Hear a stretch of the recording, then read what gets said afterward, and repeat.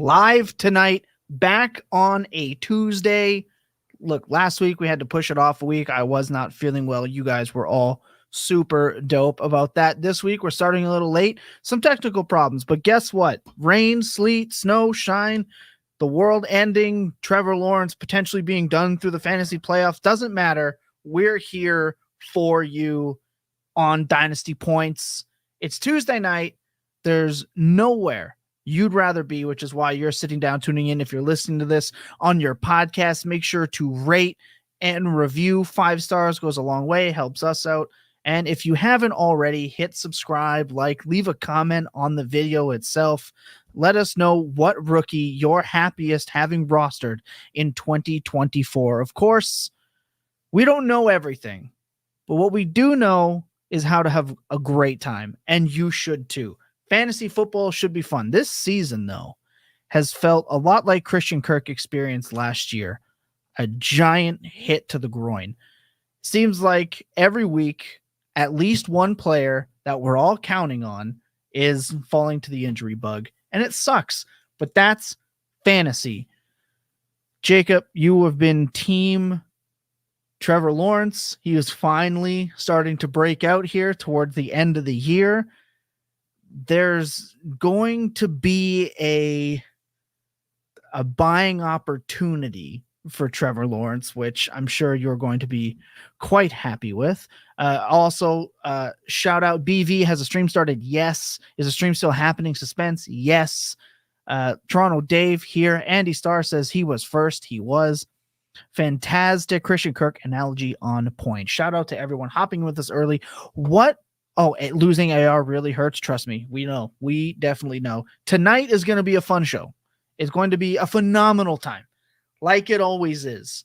We are going to answer 2 questions that were asked of us in the Discord relating to the 2023 rookie class. And then we are going to go in and we are going to break down how we feel about the 2023 rookie class heading into 2024. And I'll set that up a little bit later. Also, update, Jacob made a bit of a fucking run last week in the player picks. He is not that far behind, thanks to Ryan Heath, who politely handled your player picks. Jacob. The guest picker. Who did he get? I've deleted it already. It was massive. I kept watching all the scores on Sunday, and it's like, didn't see that coming. I'm just gonna leave the show. I'm not. I don't know why I came back. I'd be better off I just gave the spot to Ryan on a permanent basis. Ryan absolutely crushed it. And apologies to people for 2 reasons. 1, why we're late, and 2, if my sound is quite poor. For those who unfortunately caught the DFS podcast last week, it seems like my computer and mic are not getting along. I tried a couple things, still seem to not be working. We're trying some more things. So anyway, I'm currently, our interim solution is I am podcasting from my phone. So I'm here. I'm not going to say things twice. So the audio, I guarantee you, will be better than it would have been. It's probably just a little bit fuzzy, but I think that's probably manageable. Yeah, I mean, these things happen in broadcasting. So look, if you sit in tight with us, it'll be well worth it. Believe me, if you can't see Jacob right now, he's still podcasting this, even though he looks like a prince awaiting his damsel in distress. But he's here. He's locked in. I think we go right into it because I can't side tangent on the Justin Fields stuff that has been going on in my timeline because we'll be here for an hour.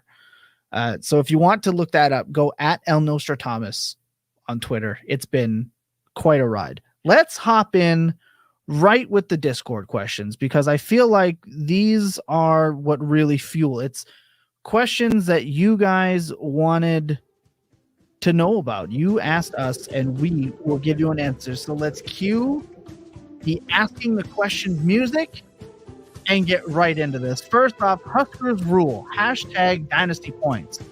What change are you making in your draft process for outliers that have happened this year? Examples: Tank Dell, smaller wide receiver, small school prospect with low draft capital, Puka Nakua, low draft capital with a scouting profile that wasn't very good. Josh Downs, smaller wide receiver, low draft capital. All of the tight ends from this class, in brackets, tight ends, don't produce their first year. Do we adjust our scouting metrics, or are these guys just true outliers? I'll start with Jake. It's tough. It's tough for sure. I think the first thing we want to try and always figure out when we get in this spot is like, is this music just going to go the entire time? Yep. Oh my god. This is like podcasting on expert mode as I try not to get distracted by the music. Okay. This is actually going to drive me crazy. I think thank the Lord. Okay. I think that the number one thing to try to determine is like, okay, is this actually an outlier prospect profile, or, is there something that we missed, right? And I mean, it's not always binary. Like, even among things that we think are a long shot, there's longer shots and longer shots, right? Like, Tank Dell, round 3 pick, did have production. It was late. Was it a high possibility that we would get? I think no. I think it's less shocking, and we'll see more prospects like that hit than like Puka, who is, a day 3 pick, did not have nearly that production profile. The one thing I will say is just like, I've seen people make the case for, these guys of like, okay, this proves that this heuristic doesn't matter, or this proves that we need to focus more on this. Like with Puka, for instance, his per route stats are pretty interesting. What I would say is that, like, yes, probably any time that we get a quote unquote outlier that hits, there will probably be like some type of heuristic that is right a lot and wrong often that fails in that case, right? That's almost guaranteed. And there's also going to be some under the radar thing that people are like, well, if we had just focused on this, we would have hit that player. And it's like, yeah, that probably is why that player hit, right? Like, depending on who it is, it's for Amon-Ra St. Brown, it was, he was a guy who was actually a really strong analytical prospect, but who just was drafted late. And he would have been a better analytical prospect if he was drafted earlier. So why don't we just throw out, those profiles? Well, because then you draft Tyler Johnson or, David Bell, for instance, really benefited from Amon-Ra, where he's a guy who's kind of similar. Poor athleticism, great early production, falls in draft capital. People are like, yeah, but look at Amon-Ra. So we take him really early. He does absolutely nothing. Chase Claypool's like, well, what if you just take the athletic guy, right? And he doesn't even work, but there's other guys. Point being, like, I don't think as though, like, if we take every Puka profile where it's like, well, we just got to focus on the per route target earning. It's like that's not going to necessarily actually work every time. I think probably the biggest thing that I would focus on is like odds of hitting massively on the outliers in the rookie drafts. Not going to be super high. That's why they're outliers. The one thing that we do kind of have control of is how quickly we react to them. Yeah. And for both Puka and Tank Dell, like after they came out and had these like stud games, we still had windows where they were pretty attainable for less than a first in a lot of places. And that's probably where I would look, is like, don't really focus so much on the difference between like a 2nd round pick and a 4th round pick. Like once we're in rookie drafts, we're really just taking shots basically outside the 1st round. So don't feel bad about immediately offering a 2nd for someone who was worth a 4th. Like if you can get a guy who looks like he's a potential star or even just a starter for a 2nd because other people want to take the quick profit, do that. That's almost always available to us. And so that would be what I would stress probably, is like, if you miss out on those guys at the dirt cheap prices, you still usually have a chance to get them at not super expensive prices.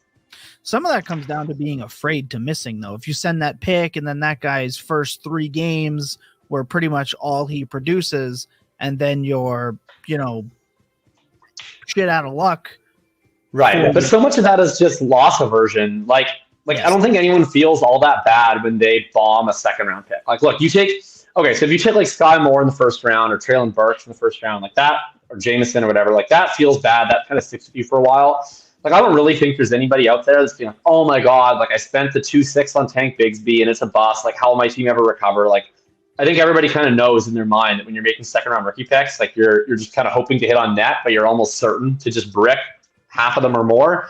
So to me, it's like, you send a 2nd round pick for the guy who flashed right away instead of the rookie. It's like, yeah, it could fail, but like your 2nd round pick is pretty likely to fail anyway. So you're just kind of finding out sooner, and you're just making a slightly different bet. You're hoping it's a slightly better bet. So I wouldn't be afraid of, oh, I wasted my second on nothing. It's like, yeah, well, there's a decent chance you're going to do that anyway. So I wouldn't really worry too much about losing in a more acceptable way than losing in like a quote unquote riskier way. I think to me, it comes down to, you want second round picks in terms of, is it going to change my process? The changes to my process is going to be being more open to taking even more dart throws. I want to acquire more and more of these second round picks, more than I was previously, to just take more and more shots. And also, I will say I got closed-minded last year in my rookie drafts. I went, I'm not drafting these wide receivers. I'll take these running backs. These running backs will be more valuable in the end. And I just went running backs and tight ends. The tight ends worked out. Even Mayer and Musgrave, they've worked out for what we kind of expected them to do. And then obviously the Kincaids and LaPortas have absolutely crushed beyond what we were expecting. Sure. But the running backs haven't done jack squat. So I think what I'm going to be doing more is focusing more on ambiguous situations, more than like this player. I think he's really good. He can overcome. I think I'm going to, because Tank Dell had a very ambiguous situation in Houston. Who do you have to beat? Robert Woods, Noah Brown, Nico Collins. Nico boomed, sure. We talked with Scott Barrett at great length about John Mechie versus Nico Collins. Well, it could have been John Mechie. It just happened to not be. At the end of the day, it was Tank Dell, right? And now, obviously, Nico Collins blowing up as well because CJ Stroud is that good. But it was an ambiguous situation. Like we talk about attacking running backs, tight ends, and backup quarterbacks with that, the biggest change in my process is going to be attacking wide receivers the same way. If it's an ambiguous situation, go for it. Puka Nakua, who do you have to beat out? Tutu Atwell and Van Jefferson. Yeah, I absolutely should have taken more shots on him for sure. So that's going to be my biggest change. Like you said, I don't think anything changes in how I view the prospects. I don't think it's not the same where it's like, okay, I was out on Chris Olave because he was a late declare and yada, yada, yada. He just ended up being a baller. I've changed that. It's not going to be that drastic of a change in how I look at people and what I knock them for, as more as just an adjustment of my general perception of players in ambiguous situations. Hopefully that makes sense. Lucas? I mean, I think you're hitting the nail right on the head right now. Coming into the season, players like Evan Hull were really, really popular. Chase Brown was extremely popular. He ended up getting into the top end of the second round in your rookie drafts just because of some of that ambiguity of contract situation. And everybody thought, oh, Joe Mixon's gone. They don't want to pay an aging running back like that. It's just, he was still on the roster. Same thing in Indianapolis. Jonathan Taylor, at least at that point in time, was still on the roster. But I'm not going to be upset about taking those shots because the payoff, if Joe Mixon got cut, was going to be massive if Chase Brown ended up being in your lineups. This is all speculation, of course. You know, this is an alternate universe where he's cut or where Zach Moss doesn't, come out and be the RB5 overall through the first 10 weeks or so. There are scenarios where they are worth a future first round pick or multiple future seconds. I'm fine with that. We'll still take our shots on those high upside situations, the situations where players can really establish themselves like you were just talking about. So still maintaining that process. Really do wish I did have more Puka Nakua. Just one of those players who kind of fell through the crack for me this season, but we'll get him next year. Should have listened to Brett Whitefield earlier, because there was nobody that I saw on Puka earlier than Brett Whitefield. I know to follow the beautiful bald man himself with this rookie breakdown. So next year, Brett, I'm going to listen. Trust me. Question number 1. Anything to add, Jacob? No? I'm good. All right, let's go. Question number 2. From Dr. Chris Sanzo. How aggressively are you going to be with buying tight end from this class? LaPorta and Kincaid have been solid, if not fantastic. Given the current tight end landscape, are you willing to move serious assets for them, even if they're likely close to their ceiling prices, or buy lower on Mayer and Musgrave? Or the third option, I guess, is to see if you can get mid-range vets like Schultz, because the talent gap is too far between the tiers, and try to move into position for next year.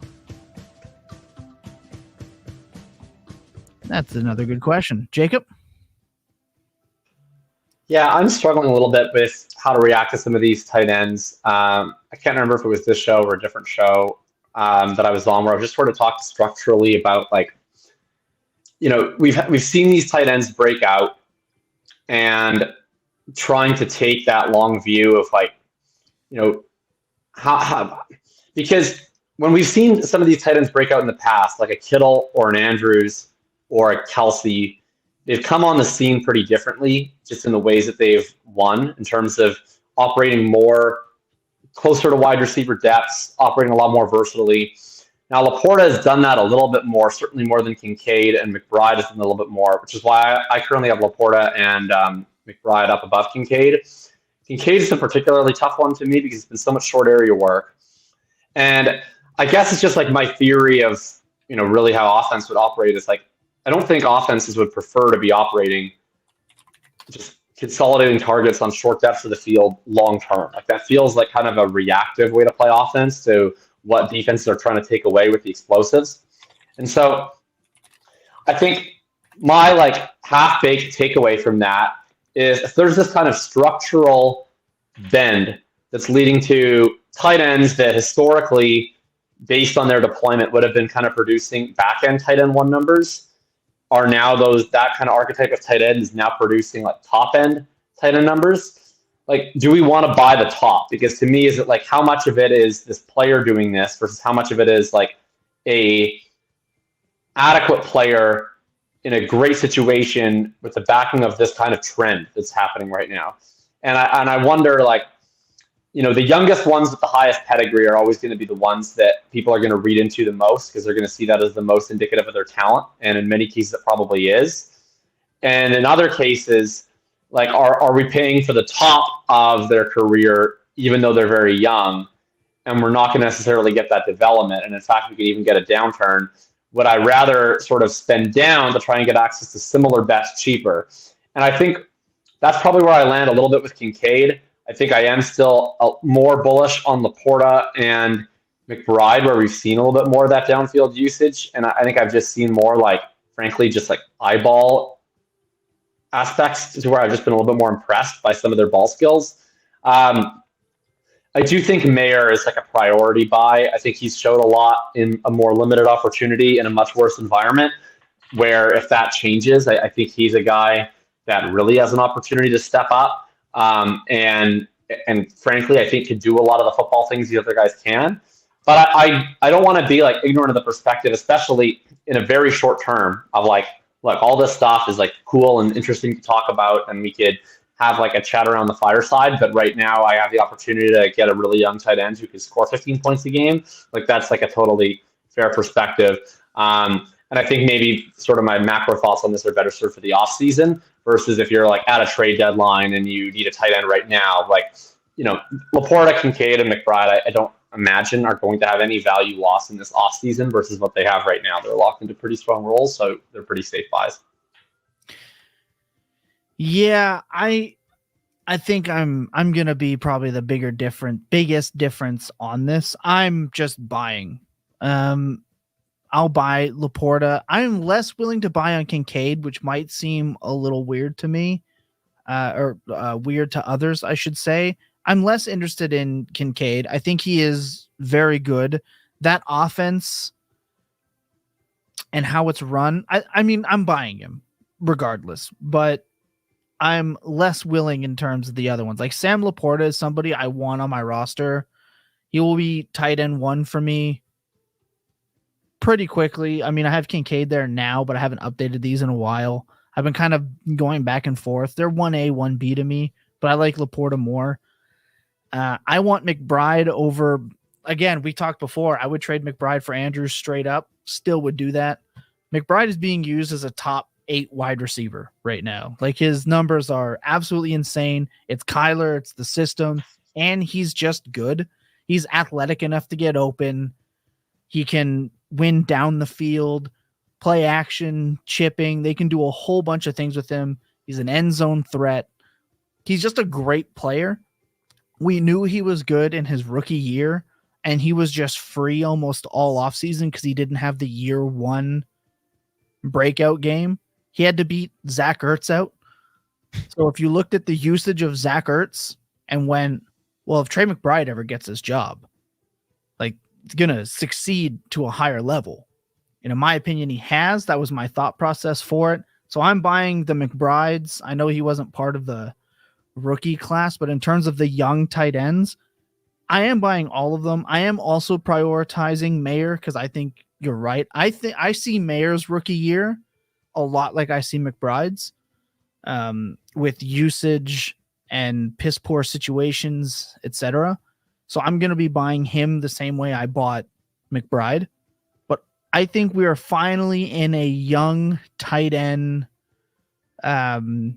bliss right now. And I don't want to jinx it, but I think I would prioritize all of these guys over the vets, over Kittle, Goddard, Ingram, Schultz, Ferguson, and Njoku. All of those guys, I would take all of the younger guys very quickly. It's when you get to Mark Andrews and Kelsey and Hawkinson that I kind of wane off, and even Kyle Pitts in a way. You're going to be able to buy Kyle Pitts, and you should be doing that. You absolutely should be doing that. He counts as well. I love all these guys. I'll even add Pat Freiermuth. I'm buying all of the 25 and under tight ends. I'll buy all of them.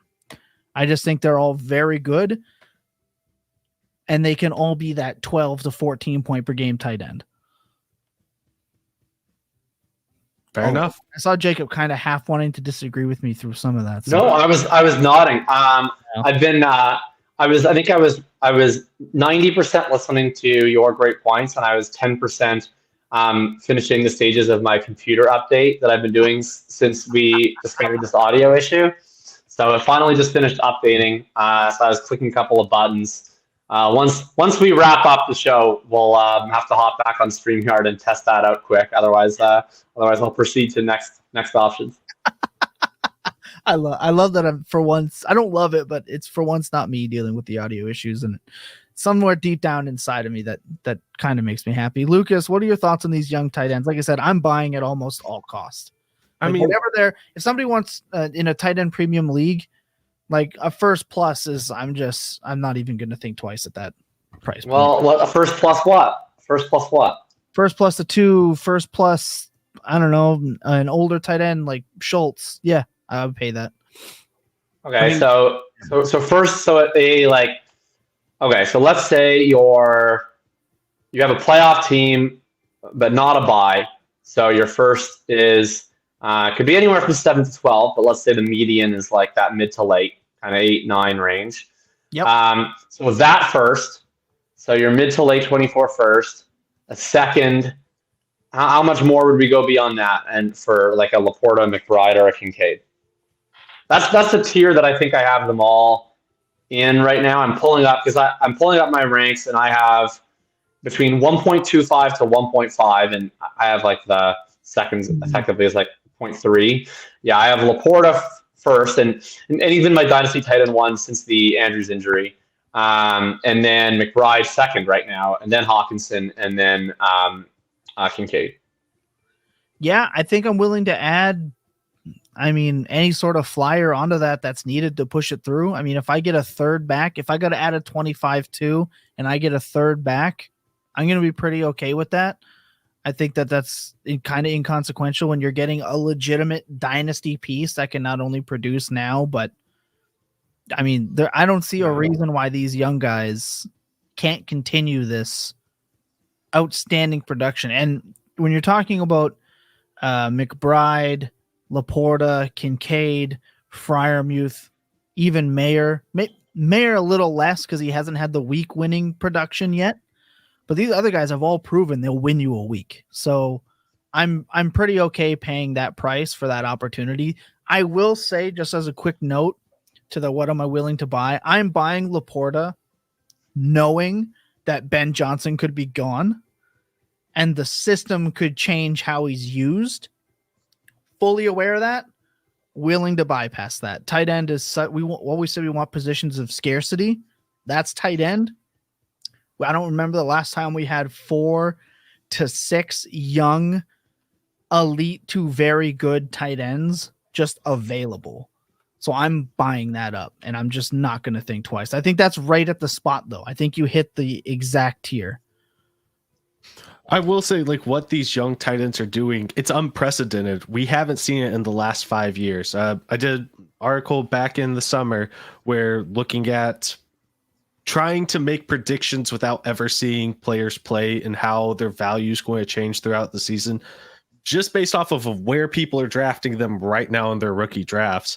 And there was only one tight end the whole time who actually increased value whenever they were drafted in the top 24. And that was Kyle Pitts. And it wasn't because of what he was doing during his rookie season. It's because he's Kyle Pitts. We saw that he was even a little bit involved and got really excited. So his value went up. There's no. I think there's some revisionist history on his rookie season. Let's not say he was a little involved. He had over 1,000 yards.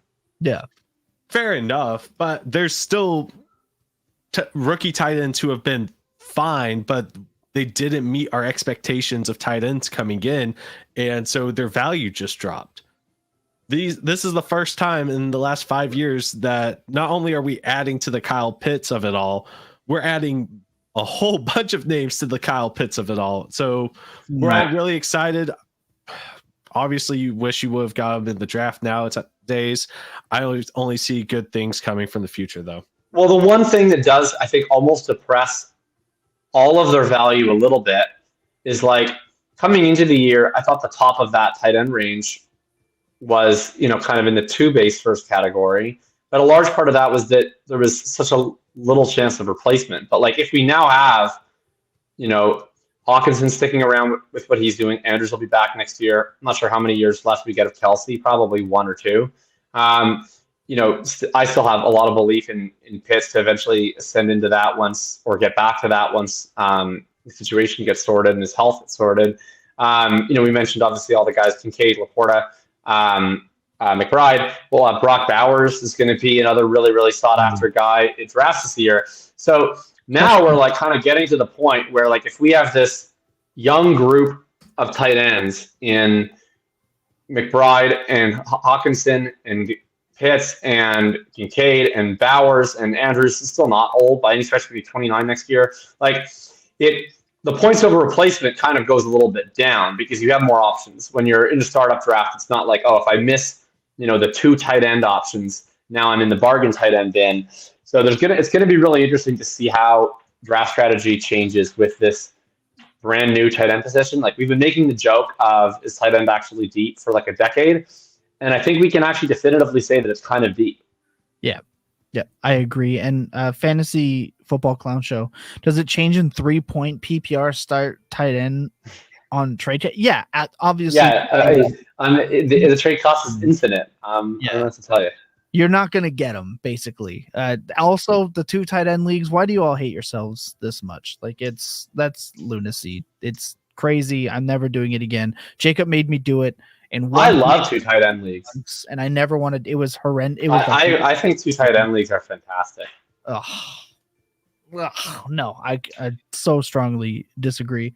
All right, that was our questions. We're going to take a quick second. When we come back, we're going to get into the rest of how we view the 23 class. If you want more questions, if there's content you feel you're not getting, you can hashtag Dynasty Points at me and any of the Discords I'm at Jacob or Lucas. Ask us the question. We'll sort them out, get them on the show, and we'll talk you guys through our view on whatever you need to know. Sit tight. When we come back, we're going to talk the rest of the class. Can't wait.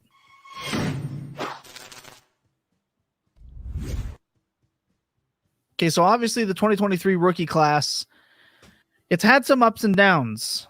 I a lot of ups and downs. Let's say we've had. I mean, not a lot of downs. Well, I just other than Josh. I knew you were setting it up. Look, guys have had breakout games and gone a little bit quiet. I've had this conversation 100% stemmed from not actually a doctor, Chris Sanzo, wondering how we felt about them moving into 2024 because we haven't really had that. Well, we have had the elite breakouts, but not on the real first rounders, specifically speaking about wide receivers. But I still feel really good about this class going into 2024, like really good. Zay Flowers breaking the Ravens rookie wide receiver receptions record, holding a very good target share. He's lacking touchdowns, but that whole offense is right now, unless your name's Gus Edwards, is really, really, really, really, really, really, really tiring.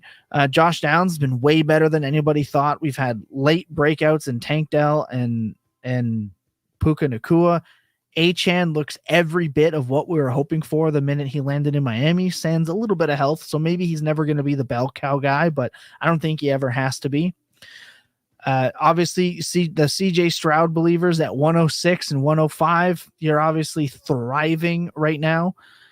JSN is probably the talking point I want to hit the most because there's been quite the discussion recently that I've had where it's JSN is nothing more than an underneath player. That's what his role is going to be. He's stuck at the Jarvis Landry level. This is a conversation I had the other day. I'd love to get into that, but just generally speaking, even Bryce Young being a little disappointing at the 1-2, Bijan being disappointing, not really, for being the 101. I just want to get everyone's lay of the land before we get into detail. How are you feeling generally about this 2023 class? As I just did a little bit of a basic rundown. Well, I think the class has been remarkable. I mean, probably like out of everyone, like if we go back to rookie drafts, it was kind of a top six, like a clear cut top six, and then it was a 3, and then it was kind of the rest of the gang. And like if we look at the preseason top 6, I understand Bijan probably hasn't scored as much as like his redraft cost would indicate. I still think you have to feel terrific about him going forward as a talent. It's just we really need that Atlanta situation to change peripherally at some point, and I don't know. I guess they're going to win the division, so probably not going to happen next season. Anyway, but I think you still feel great about him. Obviously, you feel like way better about Stroud. I think everybody at this point feels quite strongly about Gibbs, and they should. It's horrible that Richardson got hurt, but I think his value is probably higher now than it was during rookie drafts. Even just a small period of time, he looks strong, and Steichen looks like a terrific play caller. He now looks like he has actually very good weapons. So probably the only guys who've gone down in value since then are Bryce Young and JSN. I don't think that either are like dust. Bryce is probably closer. And then like the only massive bust of really the first like round and a half almost is Quentin Johnston. Like everyone else is, I think you still have hope for, right? Like, guys like Addison and Flowers might have been passed up by like Puka and Dell, but relative to just where they were preseason, they've had unmistakably good rookie years. You mentioned Achane. All of the tight ends, I think every single one of the main rookie tight ends has increased their value. And of course, LaPorta and Kincaid especially so. So I think you're feeling great. And then, the depth of the receiver class is what's been like the true revelation, right? We have Rashee Rice popping, Josh Downs. We mentioned Dell and Nakua, all the way down to like a Jaden Reed. I still think, not put on a consistent basis, but Marvin Mims is still pops in spots. Like I think there's a lot of good vibes around this class. Demario Douglas, Dontavian Wicks, even it's one of the deeper wide receiver classes we've had. It's got to be like the best non-round one wide receiver class that I can recall in terms of a rookie season, especially for a lot of prospects that weren't really all that highly thought of. So I think overall it's been great. I mean, I can't argue with you. I mean, it's just been so good, this class. I understand why there is. I mostly want to hammer home Bryce Young and JSN. People, if you really want, let's discuss them. Yeah, I think if you really want to get out on Bryce Young, I don't blame you. Yeah, it's gonna be you're gonna take on water though if you're doing that at this point, right? I think the time was probably a while ago. Yeah, but I mean, what's the cost going to be for you? Are you okay sending? Are you buying Bryce Young at all? Either of you, if you get the opportunity, then what's the cost? Like, what are you comfortable sending away to get them right now? I mean, I would send like I've been kind of waiting until he drops into like the late first range, to be honest. Right. I tried to buy a while ago at like mid first range prices, not really offering first. I was mostly trying to pick my spots where there were actual contenders with Bryce Young and trying to offer them quarterbacks that might score points instead. And I was not successful in buying any. I haven't tried recently. I don't know. I feel like at this point in time, like I'll probably almost just reevaluate to the end of the season because like the specific set of circumstances just don't really line up. There's been so many quarterback injuries that like if I have a contender, I probably don't have a free quarterback spot on to take Bryce Young and not start him. By this point, half the freaking best quarterbacks in the NFL are injured. And then if I don't have a contender and I have like active quarterbacks that I want that aren't already elite, like the type of guy I want to trade for Bryce Young, like I've almost certainly traded them away to somebody else by now through these injuries. So all that being said, it's probably an off-season buy. I will say, like, he's been heinous. Like, his EPA, CPOE composite right now, it's like, here's the bottom 7, right? This is his crew that he's hanging with. It's like Daniel Jones, followed by Desmond Ridder, followed by Kenny Pickett, followed by Bryce Young, followed by Mac Jones, followed by Zach Wilson. So he's like squarely in league with the worst of the worst. His EPA is actually the one driving those results, even below his CPOE, which is he's third worst in that, only behind Zach Wilson and Daniel Jones. Not good. PFF grade is terrible. Everything's terrible. Like, basically all you can hang your hat on with Bryce Young is if you just blanket look at quarterbacks that have had this bad of rookie seasons, he's effectively toast. If you filter that out and say, okay, what about first overall picks though, right? He's obviously not your average bad rookie quarterback. Now you bring in like Stafford was really terrible as a rookie. Goff was really terrible as a rookie. And your real upside scenario is Trevor Lawrence, right? So basically where I would like to be at is I do not want to pay. I mean, this is kind of where I was at with Lawrence, where like I didn't really want to pay for him going into his second year because I felt like there just wasn't a ton of juice to be squeezed when he was still like a mid-second round pick type of value. I would have rather just like wait till we see a little bit of signs and then buy. And I think I still probably got in like cheaper than he is now. With Bryce, it seems like he's falling a lot harder. Probably wasn't thought of in the same way Lawrence was.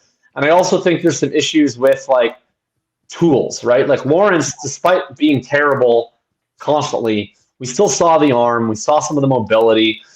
With Young, like, man, it is tough, guys. Like, I don't know how much of him you guys have watched, but like, it's hard to see a quarterback who's putting up terrible results, but also just looks small, doesn't have the arm strength. Like, he just kind of looks a little overwhelmed. So all that to say, I would need to get into a buy point where him turning into like a Stafford Goff career is like a major success story. So I think that's got to be like late first type value range. So we'll see where it goes next year. I'm not sure he becomes a buy for me at all, but it's possible. Man, I think that's a great point. I'm willing to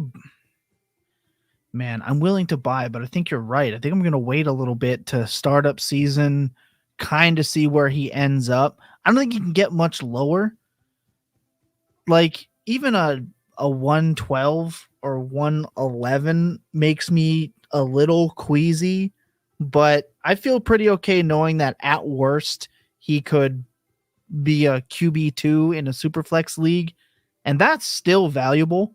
He's had games where he's been more than like he hasn't lost you the week every single week, and he's throwing to Dusty Adam Thielen, DJ Chark at like he's throwing to nobodies, in my opinion. So yeah, get him maybe an actual weapon, a coach that doesn't get fired. Like all these things are bad signs, but there's still hope that he's not going to be CJ Stroud. So if you're like, oh, I should have drafted Stroud instead, I don't want any part of Bryce Young, I think that's a bad approach. You can't compare apples to oranges. Okay. But I think he's worth a look. I think he's worth a draft. I think in a startup season, I'm going to have quite a bit of him because I could see him being an 8th round pick, 7th round pick. And I have a feeling I'm going to take a lot of him, a lot. So it's going to be rough. It's going to be brutal. I wouldn't blame you for getting out at a late first price, but I also wouldn't blame you for buying at a late first price. It's a touch and go situation. I don't see a reason why you can't be a 14 to 15 point per game quarterback minimum with literally anything around him. It is a piss poor franchise. We know that. So maybe that scares you off enough, but his ability, it is there. It is there. You can see it. How much do you want to wait for it? And how willing are you to eat the cost? I think people were more willing to eat the cost of Trey Lance because the rushing upside was there. So like, oh, at minimum, he can run his way into the end zone, scramble away. He had a rocket arm. That upside was there. Right. That's the issue with Bryce Young. Is like he's really like a stock trading situation to me, where like outside of the true like plausible Hall of Fame type guys, right? Like I never really want a Bryce Young archetype of quarterback to be my end goal. I mean, even with Trevor Lawrence, like he's not really a rusher, but he's a large athletic man who they let QB sneak the ball into the end zone at the 1 yard line.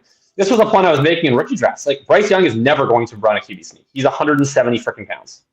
So like that's a massive issue when we're talking about goal line touchdown opportunities. Like, you know, that's 2, 3, 4 touchdowns per year that he's never going to get.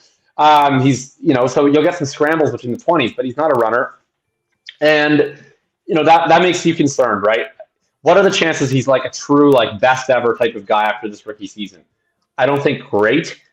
His situation has been bad for sure, but it's more of like, is he going to become good and then I can sell him for later? Those are not usually my favorite bets to make, right? It's not usually, you have to hit a big parlay, right? First, you have to be right about the player being better. And then you have to find like a good deal to buy low. And then you have to find someone who's willing to buy high. It's like you can't depend on all of these things necessarily coalescing at once. So if I'm doing that, I have to have like a very, very strong take about being correct on that, or I need to get a very, very cheap deal. Yeah. I mean, yeah, I think that's it. I think you hit it really well. I think I traded rookie pick at 214 for him on a QB needy team. Yeah, that's 214 seems too cheap if you ask me, but I think it's a good move then. Lucas, thoughts on Bryce Young?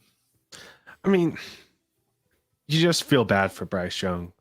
Where he is, like you really do. Yeah. Some of his struggles are on him. He's adjusting to the NFL. Definitely, it sucks to say he's not worth the number 1 overall pick. I think that CJ Stroud would have done better just based off of how they've performed in the NFL in the same situation, but we can't definitively say that. He has arguably the worst situation in the NFL right now. He has instability at the coaching position. His best receiver's been Adam Thielen, who they picked up off the scrap heap. Hayden Hurst at one point in time was leading the team in receptions. It's weird. It's gross. You just really hope that he gets some help there, but they don't own their first round pick this year. They're going to have to wait another year. I don't think that they're going to really be opening up their pocketbooks to try to go out and get a wide receiver. We were talking about T. Higgins being the prize wide receiver on the free agent market this offseason. He hasn't looked great. Who knows what's going to happen with him moving forward? There aren't a lot of avenues, though, for him to improve his situation in the short term. So I'm staying away right now. If you have him and you can get a late first for him, I'm willing to get out right now. For a late one, I mean, what are you getting? Do you think that's a better like bet than Bryce for the late one. So I'm really hoping that one more quarterback will emerge in this class. That is a long shot. Okay. I don't know. But any quarterback. Really okay, but name as many quarterbacks as you want. Like let's say 5 quarterbacks go in the first round, right? Like how I would set the over under on running backs drafted in the top 2 rounds of the 2024 draft at 1.5. Okay. I'm not going to. I would take the under. And I would take the under on my own line. I would put it like under is minus 140, over is like plus 160, something like that. Yeah, so Braylon now is only kind of obvious one. I don't think Braylon's going in round 2 at all. I don't think that's happening. I would still say I think Travion's the best at it, but I don't even know that it's like I wouldn't take. There's no individual running back that I would bet on to go round 2. I just think like cumulatively one of them will go round 2. I think that the NFL is going to be not as high on Braylon Allen as the fantasy community. That would be one take that I would stand by at the moment. I hope it's wrong. Anyway, it's not the Debbie show, but just my point being is like I think that this 2024 class is getting a lot of hype correctly because the top half of the first round is going to be electric. Every single year we do this where, we say a class is good, and then we say it's bad, and then when we say it's bad, it's actually good, and when we say it's good, it's actually bad, et cetera, et cetera, et cetera. All that being said, I do think this is a very, very top-heavy class, at the very least in perception, right? So I don't think, like, if we're going through right now, Caleb, May, Harrison, Neighbors, Bowers, that's probably like a top 5, and if Daniels goes in the first round, it's a top 6. And it's like, okay, so you want to say maybe a couple more quarterbacks in there. Which quarterbacks? Because, like, I don't know how much J.J. McCarthy is moving the needle for me from a fantasy perspective, right? Like, again, we're talking about a pocket passer quarterback. So would I take shots on him in the mid-first round? 100%, right? Look at CJ Stroud. You take shots on first-round quarterbacks. That's what I'm trying to get to right now is I'm willing to reset that value and get any quarterback with my first round pick. So you think JJ McCarthy would be a better bet than Bryce Young? I'm not saying he's a better bet. I'm saying I'm willing to reset the value and hope that it goes up again next season. That's all I'm saying is I don't want to be holding Bryce Young right now. Let's reset where it is and try to do better next season. I would say that I would rather have even second round Daniels. Most likely. I think Daniels is an entirely different bet because Daniels is like either he sucks or he breaks fantasy. Like it's a very binary bet. Yeah. I would have a hard time getting to the point of I think preferring like I don't know. I'm definitely not deep enough into like the rookie stuff yet. Like when we're talking about McCarthy and Penix and Nix, like especially if we're not talking top 5 draft capital, if we're talking like late first draft capital on those guys, like I still feel better with the priors on Young than I think I do on those kind of questionable quarterback prospects without that league breaking ceiling. I don't know. Like, and then your other options in the late first round picks, probably receivers, right? We're talking about like a Dunze and a Puka and Worthy, and it's like, for Bryce. So yeah, it's tough. I guess I think I'm still setting late ones. That would be where it is. I would certainly rather get out of him if I have a chance to get like a Neighbors or Bowers though. And I think we're starting to see more non-fantasy people hyping Daniels with draft capital, which is very good for us. Like I always get concerned when the people that are leading the charge on a player are fantasy people. Yeah. But like, Daniels went, I think 6th or 7th in the Dane Brugler mock draft. I saw Draft Network's Damian Parsons say that he thought he was the 3rd best quarterback in the class today. I think that hype train on Daniels is in all of our best interests. Yeah, I'm gonna agree. I know. And that's basically all I'm saying though is I'm willing to reset. Let's turn it over. Messed up on this one. I don't want to keep riding this roller coaster though. I want to get off now. Let's find a way to get off. If I can still maintain that first round value though and reset, then I'm happy to do it. Would you rather have Will Levis? Ooh, actually, yeah, it's gross, but I'd rather have Will Levis right now. I would rather have Will Levis, but I don't think it's gross. I think that's a trade that you could reasonably make right now. So Bryce very Young doable. is currently quarterback 16 according to DLF, and Will Levis is quarterback 21 according to DLF. I think that's way too low on Will Levis. It is. I have Levis at I think 15. I mean, he's like, we'll see how patient they are with him, right? Maybe they aren't, but I mean, right, the quarterbacks with these tools, right? Like, we're all getting very excited about Jordan Love right now, who's, I mean, way better than I thought, where he was like started hot, tanked, now he's all of a sudden come back alive. Like, I mean, we saw him play earlier in his career. He was not going to be anywhere close to this in year one. Now, you know, so I think he's benefited from kind of being shielded, and while he's been able to develop in a way that Levis probably won't have the chance to, like if he doesn't improve, he's not getting to year 4 in the way that Love did. I still would be really, really shocked. You know, a new regime took him. That was their first shot on quarterback, top of the second round with the trade up. I still think he's got at least next year. And his tools are legitimately exciting. Like, he makes terrific plays that a lot of quarterbacks are not capable of making. I have not given up on the Levis train. I would still be targeting him, and I've still seen more flashes from him than Bryce Young. Yep, I agree. Let's go JSN. There has been discussions that I have had recently that JSN does not have the upside. He can't win deep. His role is Jarvis Landry.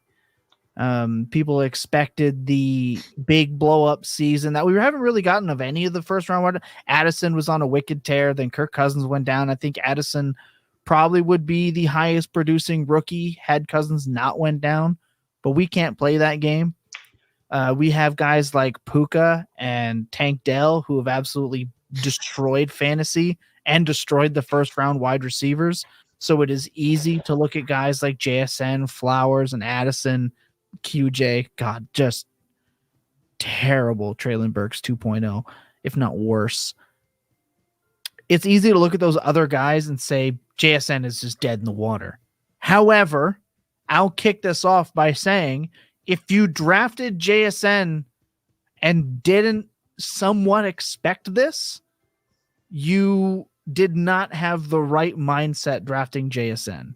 They took JSN when they had two very viable wide receivers on a team that plays 12 personnel constantly and wants to run the ball.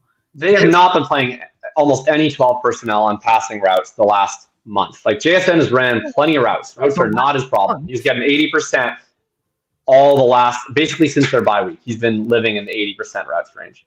Right. So the last month, but I'm saying when you drafted JSN, now keep in mind that also coincides with Tyler Lockett being a little banged up as well. So, of course, his routes, yeah, they're going to go up. But what I'm saying is JSN expected to have, I think, the role that people thought he would, just wasn't. We said it when we discussed post-show that JSN's probably a 2024 play. It was discussed at length on this program post-draft. Yeah, I still would really push back on what we should have expected. Like, I think end result production-wise, I tend to agree. But, like, I don't think that people should have expected when drafting Jason at the 1.5 or 1.6, or even just based on his prospect profile, a 1.39 yards per route run, and a sub 20% targets per route run on a tiny ADOT. Like, that's not good. And that's not, like, target competition plays into that, but not earning targets at a super high level, not earning targets at all depths, and not being particularly efficient are not really issues we can purely assign to target competition. Like, if he was running 65% of the routes because they're running too much 12 personnel, whatever, but he was still efficient when he was out there, I would not have an issue with it. It's not like he's in the danger zone, but, like, let's call a spade a spade. Like, he's 12th in this class in yards per route run with a minimum of 150 routes run. Names ahead of him, include Michael Wilson, who doesn't look like anything, include Marvin Mims, include Dontavian Wicks, include Demario Douglas. Like, It's, the only names below him with minimum 100 routes or minimum 150 routes in yards per run are Jalen Hyatt, Jonathan Mingo, Quentin Johnston, and Trey Palmer. Basically 4 guys that probably don't fetch you more than a round 3 rookie pick today. Maybe Quentin Johnston gets you a second in some spots. I don't know. So you're not taking that. So my point being, I don't think that his rookie year has been impressive. I think it's fair to say it's not. I still think there's like a case for JSN for sure. And I don't think we're declaring him dead. My issue is the market has just been extraordinarily forgiving. So you look at our old pals at Keep Trade Cut, and I don't have Fantasy Calc in front of me. I imagine it's not that different. But like, at least with Keep Trade Cut, he ranks right now wide receiver 16. That is, players that are within range of him, not that far above, right? Within the quote unquote tier. That would include Waddle, Smith, Ayuk, Tank, Dell, and Addison are 1 tier up. He's right there next to Metcalf. And then Diggs, Pittman, Flowers, DJ Moore, Nico Collins, T. Higgins, Drake London, Deebo Samuel, all below him. So it's not that I think he can't succeed or that I think he's a bust or anything, but I really do struggle to come to a conclusion that he's one of the better bets at his price range right now, when I think we can get out of him for players that have really strong ceilings, that are young, that score 1 million points now, like whatever it is you're prioritizing, you have options, right? So I think he is like a pretty glaring sell, not because I'm labeling him a bust or anything, but I still think like the likelihood he becomes a superstar is not particularly high. I don't think it's demonstrably higher than other rookies who have been more efficient than him, that are a lot cheaper than him, like Rashee Rice, Josh Downs, for instance. And I think the most likely scenario is probably just like a solid starter, in which case you can kickstart that without sacrificing much of youth by also scoring points and trade him for Nico Collins, for a Michael Pittman. If you want like a high upside swing on a young player with pedigree, like Drake London has shown me a lot more than Jack Smith and Jigba, and is cheaper. And he's not scoring a lot right now because of his environment. But like, I feel way more confident in that talent bet. So anyway, however you break it down, I just don't think he's a strong bet at cost. And that's my standpoint on it. I think the market has been very, very forgiving. That I will agree with. It really has. Like, coming in, he was wide receiver 16 wherever you were drafting him in May. Right now, DLF has him as wide receiver 19. That's only 3-spot fall. He has maintained his value fairly well throughout his rookie season. It's actually gone up between October and November just because he has been more involved than he was early on. But he is still currently ranking ahead of Zay Flowers, ahead of Tank Dell, ahead of Rashee Rice, Josh Downs, a whole bunch of other wide receivers, and they're outperforming him right now as a rookie. I think people are still hanging on to his pedigree and what they think he can potentially turn into. So if you aren't sold, right now is a great time to move on from him. As you were saying, Jacob, I am surprised that he's only fallen 3 spots in positional ADP. He's fallen 6 spots overall in ADP, which definitely wasn't expecting on here. Think even crazier though is just how high up that Puka Nakua has gone. We were discussing, I think, like a month into the season about whether or not we would trade JSN for Puka Nakua. I think unanimously right now we can say that we're all taking Puka Nakua. Well, yeah, Puka Nakua, and that's been the take for a couple months. Yeah. Puka Nakua is my wide receiver 1 of the class. I'm not saying that JSN would still be my wide receiver 1 of the class, but I also know that there's going to be a point where JSN is going to become a glaring buy. I know, but he also has an opportunity to, if his production from, let's say, last week continues, like if you like to listen to Coach speak or believe the liar that is Pete Carroll and that they're going to continue to use him even in the red zone, awesome. I think JSN has a great opportunity to finish the year way better than when he started. It'll make his situation murky. What do you believe? Jacob, you mentioned before, teams just don't let go of good wide receivers. So everyone's like, oh, Tyler Lockett gets out of there next year. We don't know that. Teams just don't give up good wide receivers for nothing if they can help it. I think he has an opportunity to finish down the stretch in a way that's going to maintain his value and boost his value. I think that's more likely than him finishing the year completely dudded out. In my opinion, it's just how I feel about him. But I'm also not sitting here saying that he's still my wide receiver 1 in the class. Like, I would take 4 or 5 of these guys over him right now pretty easily. Would you do Rashee Rice in a second or JSN? Oh, I think I would. I think I'd probably still keep JSN, honestly. I would take the Rice side. Okay. I think that's fair. I think Rice is still, if you look at Rice's production, he's catching a ton of screens and producing on them, and he's running routes at like a 63% rate. Like, his snap share is still. Yeah, well, you know what I'd like is JSN to be efficient on a limited snap share. He's supposed to be good. Right, and I think that's coming. All signs are pointing to it coming. Trust. It's just that's just. Well, I mean, I would look. I'm definitely not in the spot where I'm like, I will not. This is going to be one of those things where like JSN is a prime candidate to be like, oh, you're flip flopping guy, because like, if his price changes in the offseason where he comes down, like, he is definitely a guy I would be interested in buying. Like, I don't view him as like a dead asset or a certain bust whatsoever. I just don't think that his price is well calibrated to his season. So right now, I'm out. It's definitely subject to change. I think that's fair. I think I would. Or subject to change based on his play, by the way. Like, if he starts stringing together more games like his most recent, I'm sure. Right, and they're tough matchups. If he can produce in these upcoming matchups, I mean, that's going to bring me all the way back in. I'm thinking right now, if things stay the way that they are, I'm going to be out. I'll be more willing to be out.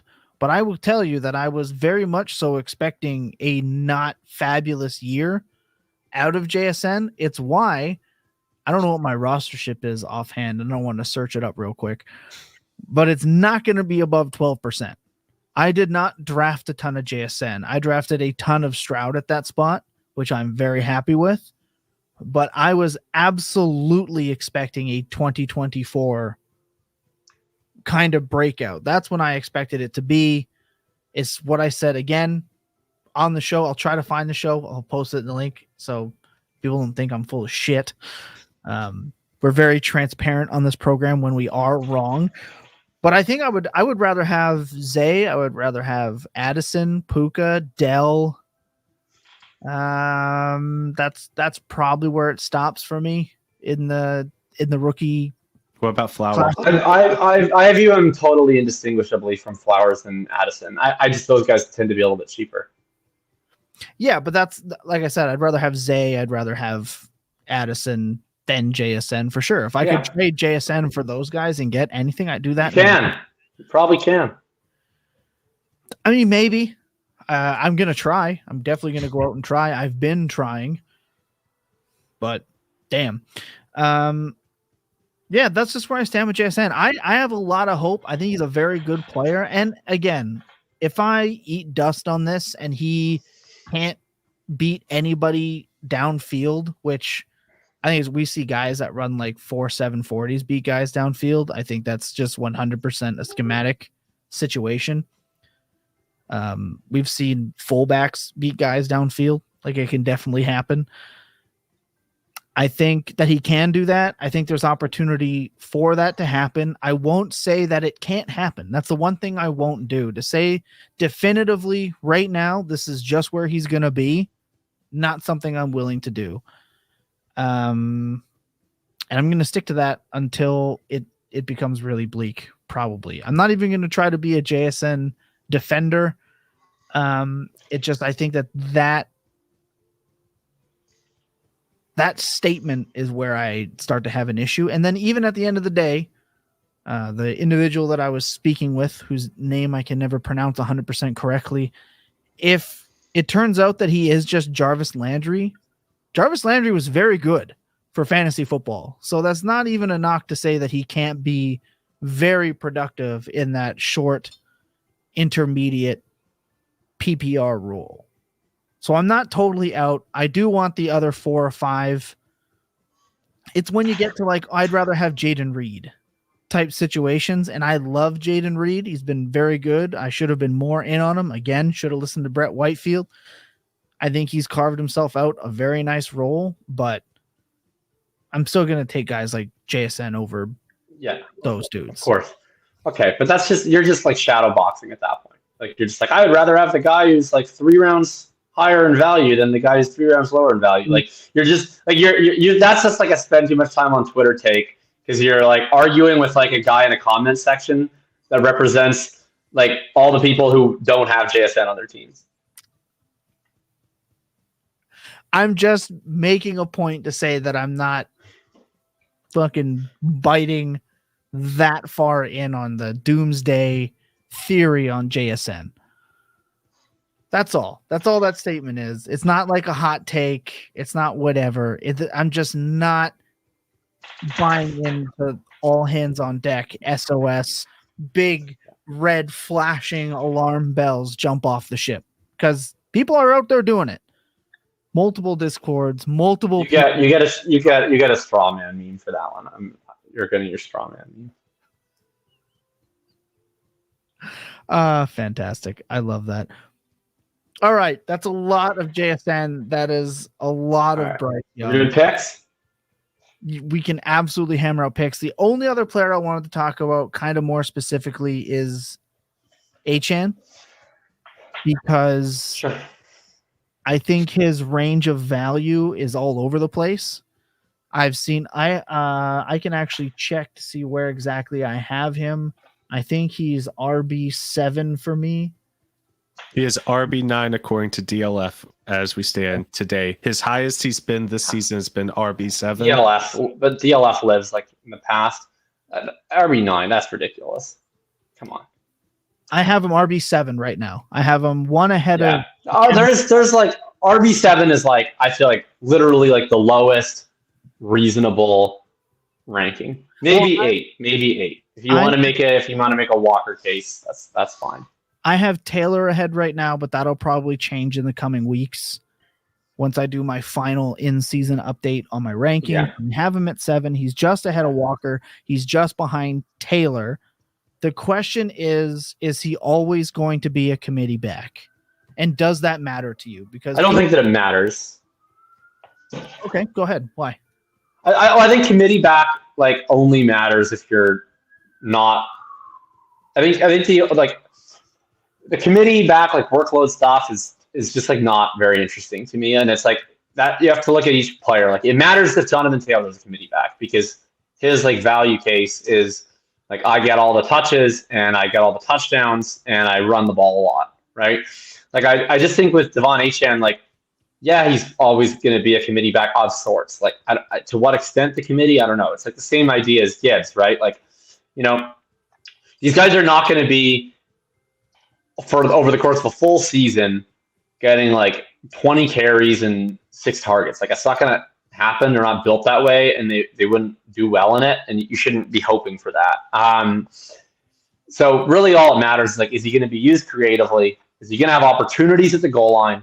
Is he going to have receiving work? And like what offense is he in? And like I think as long as he's used creatively and effectively, he's going to be super, super efficient, because I trust McDaniel to get the most out of his best players at all times. And Achane seems to be one of his best players. So I think he'll always be like a committee back-ish, but I think that he can handle certainly more than like just a specialty role from a skill perspective. Whether his body holds up to that, who knows? I don't know. I don't really care about the rank specifically. I think he's clearly he's clearly of a tier, at least as like the most high ceiling, high volatility option that I think is with like Taylor and Etienne. And if you're a Walker fan, that grouping, I think he's pretty clearly behind Gibbs and Hall, for me at least. McCaffrey just exists in his own little world. It's so different than like there's no real bet that's analogous to him, just with the age and the production and everything. So it'd be that 5 to 7 range for me. But it's kind of, realistically, like if you wanted to buy Achane, like you're probably buying him when he was injured. So I don't know what we're doing with it now, but I'm not selling. I'll put it that way. Are you okay knowing that he could have a 3-year shelf life?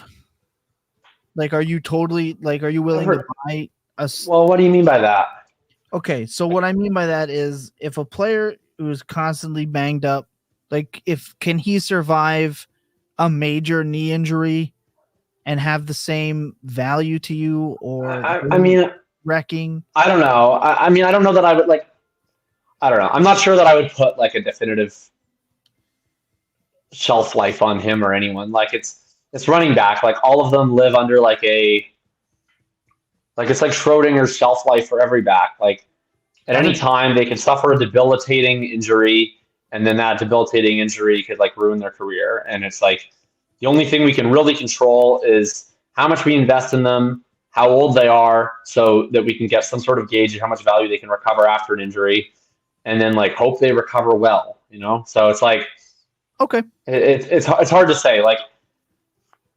Because I mean, when we're talking about like injury prone stuff, it's like okay, like maybe he's like a little bit at the margins, like maybe he's more likely to suffer some of these contact injuries or whatever. It's like, is he more likely to tear an Achilles? Like I don't think he's any more likely to like have a random non-contact Achilles injury on like turf than anybody else is. Is he more likely to like bruise his ribs? Probably. You know, is that going to massively like change his dynasty value? Not really. Okay. So it's not a big thing to me. The size is like a legitimate concern, but it's like to me it's more of like a persistent concern, and that I think he'll like probably like I wouldn't be expecting a lot of 17 game seasons. I guess I'll put it that way. But I don't know that it's like all of a sudden he's injured and he's dead. Okay. I only ask because his value is, I think, a little bit ballooned by outlier-ish production. Like he hasn't played a game and not scored a touchdown. He's only not scored. Yeah, I think it's injured or he scores 30 plus. Those are the only two options. Yeah. So it's like, are you comfortable knowing that with that touchdown regression hits, he could be living in a world of like 8 to 9 points if he doesn't break one out? It's just one of those things to have a running back ranked that high. You kind of expect a baseline. Well, every running back, basically, except for McCaffrey, is scoring, or I guess in Kamara right now. But like, if you don't score a touchdown and you don't have a breakaway play, then you're scoring 8 or 9 points. Like that's like I just see that so many times. People are like, oh, he's only scoring 8 or 9 points if he doesn't get a touchdown, or like he's only scoring 8 or 9 points if he doesn't break a big one. It's like, yeah, right. Like, okay, if you get 15 carries and 4 targets, and you don't break a big one. Well, how do it's like, well, the average yard per carry is 4.5. Okay, that's because people break big ones sometimes. So if you're telling me he doesn't, then okay, he probably has 50 rushing yards. That's 5 points. Oh, he has 4 targets. Okay, let's say he catches 3 of those for 20 yards. Well, that's 10 points. So if you don't break a big one, you don't get in the end zone, and you're not Christian McCaffrey, you're getting 10 points. So like that applies to HM, but it applies to like everybody. So I don't really view it in the sense of, it's like, well, who has the better chances to score the touchdowns and to break the big ones? It's like, well, if you have 100% of the goal line work, you better chance of scoring touchdowns, especially if your team is pretty good. That's probably not HM. But I think he has a better chance of breaking a big one, certainly, than most guys, because he's going to be used better. He is better. He's going to have receiving production. So that would be how I would view it. But yeah, I continue to put him like in my column every week when I do like my streamer index. Like, I always put him as like a highly volatile, low RB1, not as like I actually think he's going to score 25 points every week. It's just that he does, unless he breaks his ribs and gets hurt immediately. Those are the only 2 options. Okay, I just think it's a fair question because there are people that are very much into trading Achane for a 1 and Kenneth Walker. There are people that think that sustainable. Like it's a legitimate conversation people aren't willing to do. So it's important to note that his touchdowns will regress. It's going to happen. So you just have to be okay with that. Out of a top, you said 7 is the lowest. You're putting him in that top 5. People expect that like premium. I mean, when we're talking about just rankings, it's like at a certain point, you really do have a dearth of options, right? One, Bijan, McCaffrey, Gibbs, Hall, Achane, Taylor, Etienne, and then Walker, who I'm not as high on, but that's totally reasonable. Like after that, like literally every other name you could bring up is either like old or has like draft capital concerns or injury concerns or free agency at the end of the year concerns. Like it's a shit show after that. So it's like not, it's almost like artificial about the ranking. Cause like, I think someone could be like, I have Devon Achane at RB7, and another person would be like, I have Devon Achane at RB7, and they can still think about him wildly differently. Like if you're trading him, it's like, okay, maybe you trade him for Taylor, you trade him for Etienne, and you trade him for Hall or something like that. But, you know, beyond like a very small list of circumstances, like realistically, your Achane trades are probably like not really factoring into that top 10 running back ranking that much, just because of the position right now is so thin at the top. Perfect. I don't think I could have asked for a better response, honestly. I have to pick your brain about it because these are just general questions that we see all the time. Got to break it down a little bit more than the surface. Lucas, I'm going to throw this to you. Sean wants to know, should I trade James Cook for Swift after this week? Sure. Yeah, I would do that. I don't want a part of James Cook at all. I would rather have Swift. Yeah, I mean, I would rather have Swift, but it's like a 60-40. But yeah. I'd rather have Swift. Yeah, to answer the question outright in a vacuum, yeah, I would rather do that. Let's do player picks. Let's take a quick second. When we come back, we're going to do player picks.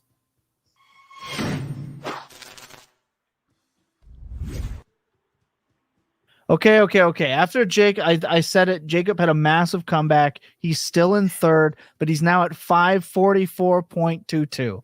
He is within a good week striking distance of the lead. We're all pretty close. I have just absolutely shit the bed 2 weeks in a row.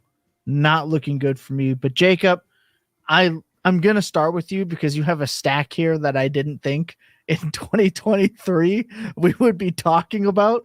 But what is the week winning stack that you have locked in? Oh God. I mean, look, normally when we do this, the quarterback is not the one that makes you feel gross. Like we've never had to go into grosser quarterbacks than this year. Like you get outside the top 12 in 2024, and it's like, what the hell am I looking at the quarterback position? So that being said, starting Joe Flacco against the Jacksonville defense, it just made Jake Browning make Joe Burrow look like he was a system quarterback. So I'll take Flacco. I'm stacking him with Elijah Moore. They had the connection from New York Jets days. Elijah Moore racked up 255 air yards last week. Absolute madman shit from Flacco, just slinging it. Cooper in the concussion protocol, so have to assume he's pretty unlikely to play in this spot. And then you have the advantage of Elijah Moore lining up in the slot, which has historically been a good spot to target this Jacksonville defense. So I'll give that stack. A little worried about the weather, but if it is okay, hopefully that'll eat. I'll take Javonte in a matchup versus the Chargers. Chargers defense has been deplorable when they're not playing Bailey Zappi. And a little reported story of last week because they had a game with a total of 21 points in a rainstorm in New York, and it was horrible from everybody. But Kyle Pitts' role is actually back, seemingly. He had declined for most of the middle season to only running like 60 to 65% of the routes, and I don't know why. But he was back to 90% last week. So maybe that's just a sign of that they feel more confident in his knee. Whatever it is, he ran 90% of routes. He saw a target on 8 of his 27 routes. They now get Tampa Bay. So, you know you're signing up for it, Pitts. It's going to be heartbreak. But every tight end outside the top 10 is not a particularly good start. And if that role from last week is real, then he has like actually a legitimately great role, which is like, the role of our hopes and dreams 13 weeks too late. Who knows? It's Arthur Smith. He could go right back to 60% routes again this week. But if it's actually sticking, then it's pretty money. So when we talked with matchup points last week with Adam Kaplan, he and John Hansen both think there's something been wrong with Kyle Pitts. They think he's been playing through an injury and the Falcons just aren't saying anything. And given their history of doing that, not surprising. They think he's playing through something and he's not looked particularly good. But like you said, it did boost last week a little bit. So my guess is he just did not have a very good surgery on that torn MCL. Yeah. And he came back quick. Like maybe he gets that relooked at over the offseason or something. Because it's not been good. He's lumbering. That's the thing, and look. I trust Kaplan when he says it. That's the feeling. That's the vibe. I'm gonna roll with the AC on that. I'm gonna go second because I'm in second because Lucas is just better at this than me. It turns out all that trash talk really hasn't done me well. I'm gonna go with also shout out Joe Flacco, baby. That dude should have been starting for one team at least the last 5 years. Unbelievable. Is still top 10. That dude goes from a pizzeria to walking out and just slinging it deep. He was in New Jersey, according to Hansen, going to the same pizzeria that he was. And next thing you know, the week later, boom, he's slinging the ball that much to Elijah Moore to make him happy. What's your emotional standpoint going to be because this almost feels inevitable to me. First round, we get Joe Flacco and the Browns at Lamar Jackson and the Ravens. Please God, right? If we have to be stopped watching Joe Flacco, Kenny Pickett, and Gardner Minshew in the playoffs instead of Joe Burrow, Josh Allen, and Justin Herbert, at the very least, give me the fun games. I want Minshew in Jacksonville, and I want Flacco in Baltimore. Come on. Yeah, I would immediately root for the Browns if I'm looking for another miracle. Sorry, another miracle. Oh my God, you would with Flacco to win. You would convert. I didn't know you even love Flacco that much. I don't know. That's crazy. Wow, you root for Flacco, buddy. He's the Italian stallion, the man with the eyes. Super Bowl MVP, robbed of 5 years starting in the NFL with his arm talent. The guy should have had a Kurt Warner second half of his career. Got robbed of hitting 55,000 passing yards, which I really think he could have done. Look, truly underappreciated, elite off the couch quarterback, Joe Flacco. And I'm happy you picked him here. For myself, I need to go some upside. I'm going to go with slinging Jameis Winston. He is hopefully playing right now. Fantasy Pros doesn't even have him listed. Derek Carr listed. It all signs on Twitter, fantasy points projections, all signs pointing to Jameis Winston. We need that in our lives.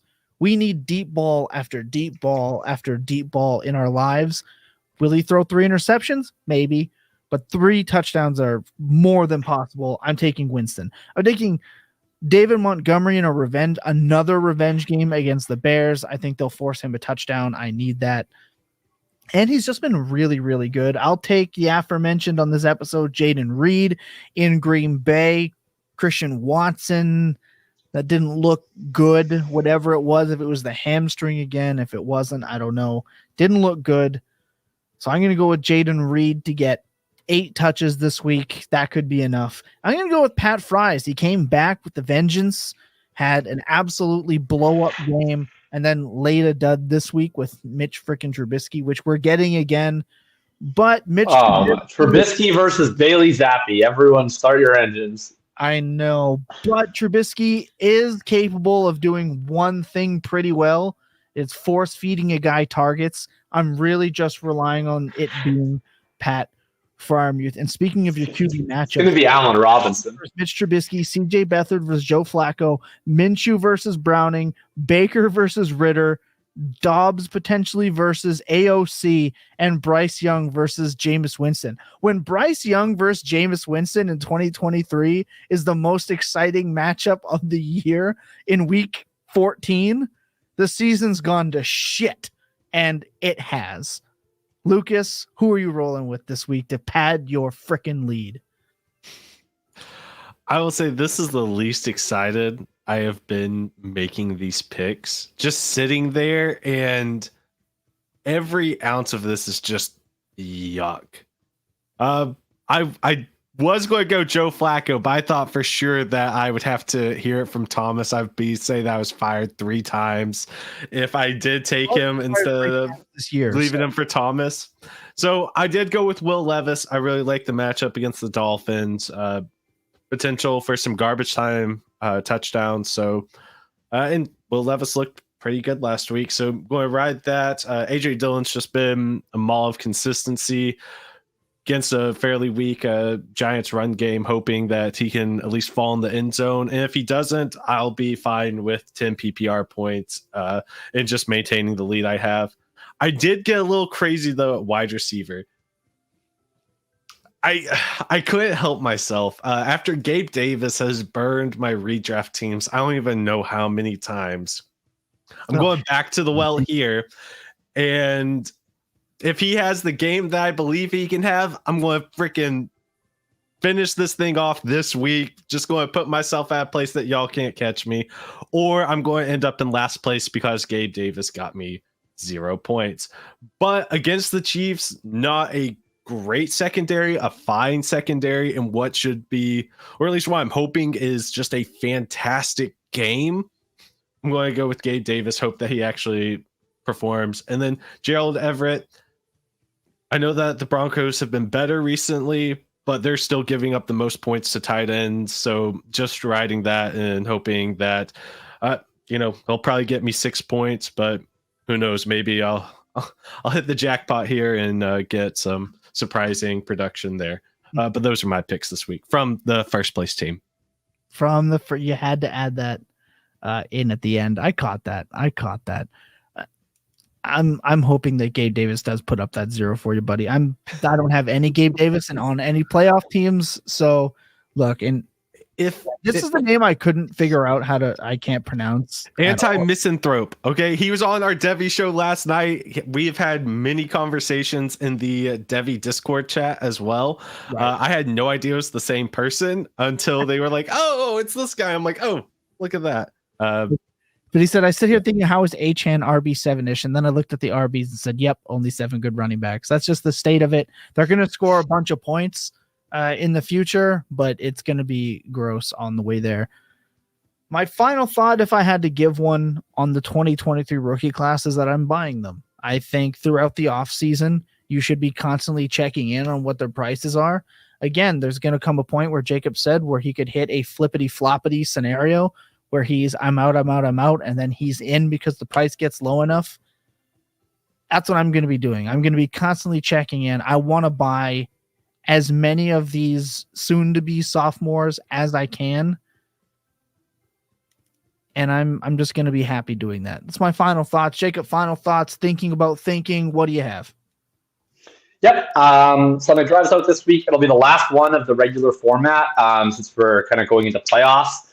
Next week, I'm going to do a little bit less of the looking back and a little bit more of the focus on the upcoming matchups. Since especially nobody's really going to be able to make trades anymore at that point. I'm also going to either this week or next. The Gauntlet just got released by Underdog. That's their playoff best ball. So depending on how much work I have in real life outside of fantasy, that I will have a piece up there or two either this week or next week. So excited to get into some playoff best ball stuff. Fantastic. Lucas? So I'm sitting here looking at the rest of the 2023 class, and I've realized that Anthony Richardson has become my most owned player. That both excites and scares the crap out of me. So we'll see if that maintains going on for the rest of the offseason, because on the teams I have him, it's already my offseason. That was finished a while ago. And also, just to finish it out, FSU should have got in. That's it. Oh, that's okay. Let's do 5 minutes on this. That is egregious. That's the worst take in the history of sports.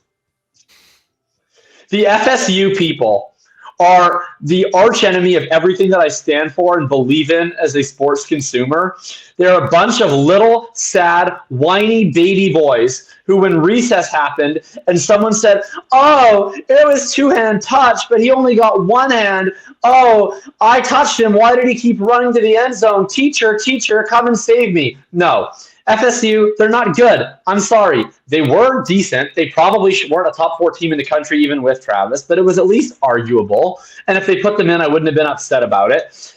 All that putting them in would have done was create another Washington, not this year's, previous years, the Brown in Washington, Michigan State, Cincinnati, James, Florida State was a team, we have to put them in. We have to put them in. Let's make sure that one of the playoff games is completely non-competitive. And look, normally, that doesn't even offend me.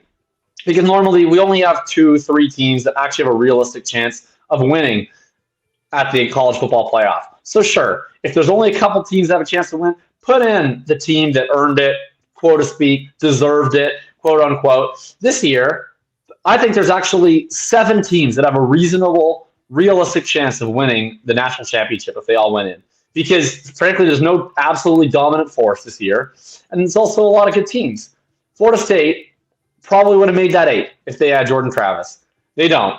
And so they're not. So to me, taking out a team in, I don't even care who they put in. Like for me, my top 4 would have not included Texas. It would have included Georgia. But I'm fine with Texas. I would have been fine with Ohio State getting in.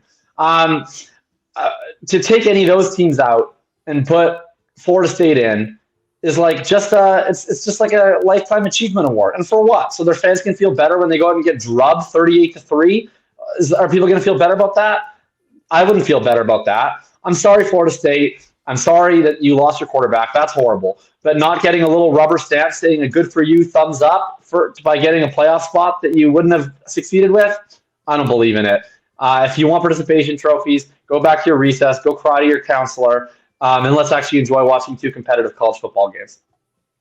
I'm just going to say we did not have near enough of a sample size to say that Florida State would have had no chance against Michigan. I think that the matchup with Michigan is actually a really good one for Florida State, even without Jordan Travis. Because neither of them would score, so they'd have like a chance at the end.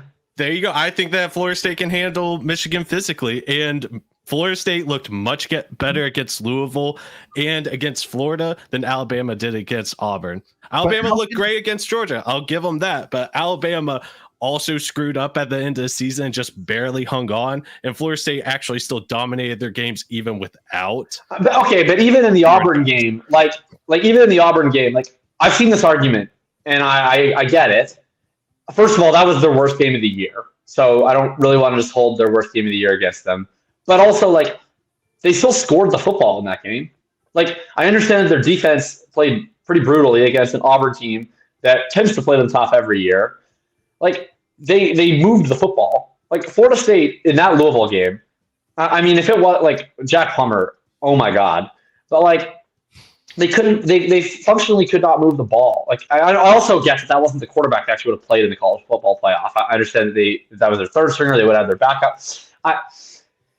I mean, I guess I just, like, do even Florida State with Travis, like, we think they're better than these other teams. Like, what based on what? Like, okay, the LSU win at the beginning of the year was pretty much their only impressive win. I don't buy the Louisville win as impressive. Louisville just lost at home to Kentucky.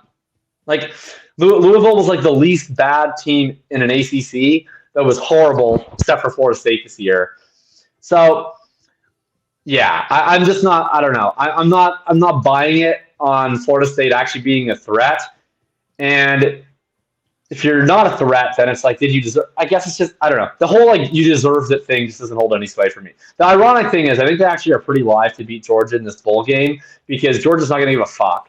And Florida State, it's either going to go one or two ways. Like, either they're going to be, like, angry and they just don't care because they're despondent, or they're going to be, like, on a mission, right? We saw this with the UCF, like, against Auburn or whatever. It's like, if you put them full strength against Georgia, full strength, and they're both motivated, I think Georgia whoops their ass. But I would not be shocked if they make this a game or even win it, just based on, like, the human spirit going into this bowl game. See, my not being a big college football pundit, head follower, whatever, the opening line of Georgia of minus 13.5 says enough about why FSU didn't get in and what the bookmakers think of them at this point. Oregon was a 10.5 point favorite against Washington. Washington still won. Yeah, and that was pretty so silly. You brought up some other teams in the past, and we could go way more on this. Cincinnati beat Notre Dame. Cincinnati should have been in the tournament, and they didn't play well against a great Alabama team. So what? TCU, they probably should have been in last season. They end up beating Michigan. I don't care. Right, but okay. For the record, I picked TCU in that game. Like, that was my biggest bet of the entire year was TCU money line. I took them on the spread. I took them on the money. I have no respect for the Big Ten or any of their combatants. Like, it's my annual tradition is picking against the Big Ten in the college football playoff when they make it. Well, unless I actually believe in their quarterback. Like, but last year, it's like, so like, for instance, like Ohio State with Stroud, I felt very differently about the Michigan with McCarthy. Either of the Big Ten teams this year, Michigan or Ohio State, I'm dubious of. Like I'm taking Bama in that one. I'll say that. Okay. Who have you got in the two college football playoff games? Let's make some picks. So we did our picks last night on the Devi show. I ended up saying that Washington's going to win it all. Washington is going to be an amazing game. I have Washington as my college football playoff champion at odds. I don't know if I have the balls to pick them straight up yet. I might. And then I do have Michigan beating Alabama. I don't know. We'll see. I don't know if Alabama's going to actually be able to run the ball against Michigan. I don't think they will be able to, and I don't know if they can actually stop Michigan just running the ball down their throat. We'll see. I just don't think it's. I mean, how hard is it to stop Michigan? They don't do anything. They've still found a way to win. I don't get it. They beat Penn State without throwing the ball the entire second half. So sure, I don't know. I guess my thing is they beat Drew Allard, they beat Kyle McCord, they beat Deacon Hill. Like, I don't know. I mean, I buy Michigan's defense. But, like, remember last year, everybody was like, oh, Michigan's defense. What's TCU going to do in Michigan's defense? They hung like 50 on them. Mm-hmm. Yeah. So, we'll see. I still have Washington winning it all, though. I'm taking Bama over Michigan. I'm taking Washington over Texas. And I'm taking Alabama as the national champion. Just to really rub salt in the wounds of the Florida State stands.